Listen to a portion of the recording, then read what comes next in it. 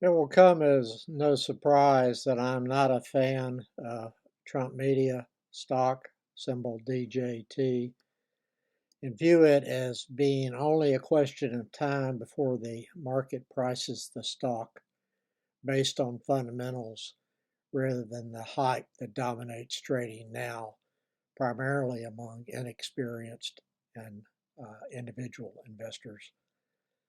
I am looking at the stock like I would any other, reading the SEC filings and forming an opinion on valuation at the current price.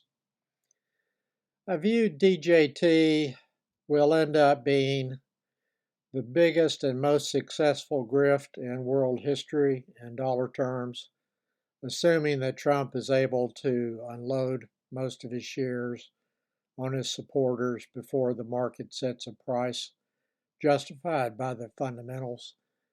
I suspect Trump will be able to do that. He will successfully be able to sell the shares at an inflated price, though in order to accomplish that objective, he will be well advised to pace his share liquidation to avoid any price collapse. I don't think that he paid for his stock, so any sales price would be a pure profit for him.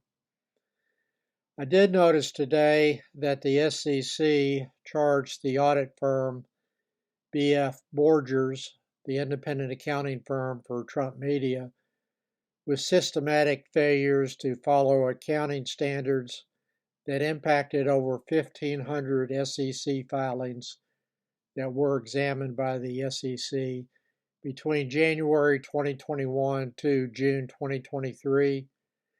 The SEC accused the firm of being a, quote, sham audit mill, end quote.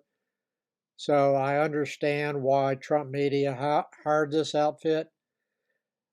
See, the SEC filed a press release dated May 2nd, 2024, titled SEC Charges Audit Firm BF Borgers and its owner with massive fraud affecting more than 1,500 SEC filings.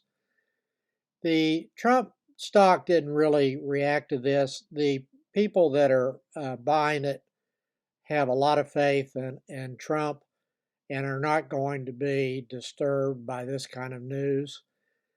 The audit firm did have to pay a $12 million fine to the SEC, and Benjamin Borgers, its owner, will pay $2 million, and both the firm and the owner have agreed to permanent suspensions from audit work going forward. There's no indication in the SEC press release that the Trump Media SEC filings were in non-compliance with accounting standards, and I'm not suggesting here that they are or are not in compliance. There is no indication that the SEC even reviewed those filings as part of the 1,500 SEC filings that it mentioned in its press release. Reading from the Trump Media annual report at page 81, Borgers was the accounting firm for Trump Media when it was a private company, and another accounting firm audited Digital World. Once the merger was completed, the combined entity hired Borgers to be the sole audit firm. This issue, which includes the suspension of Borgers from any audit work, will likely impact the ability of Trump Media to timely file its quarterly report for the quarter ending March 31, 2024 with the SEC. Trump Media may have some difficulty in finding a reputable firm to replace Borgers, and it has to have an independent auditing firm. The cost of bringing in a new firm, which will have to start from scratch, will also be high.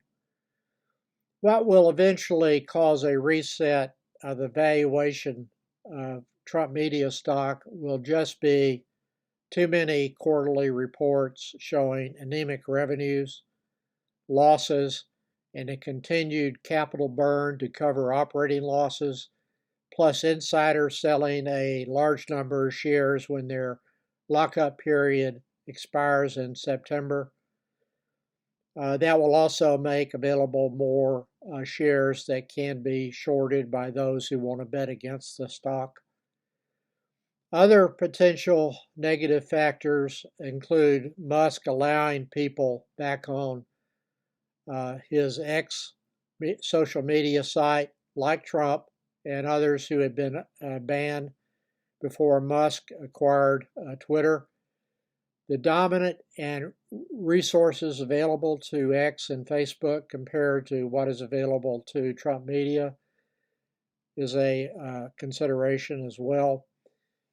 The possibility that Trump will be convicted of one or more felonies or lose the election or die as a result of natural causes, as old people are prone to do, are also potential negative factors for the company and the stock.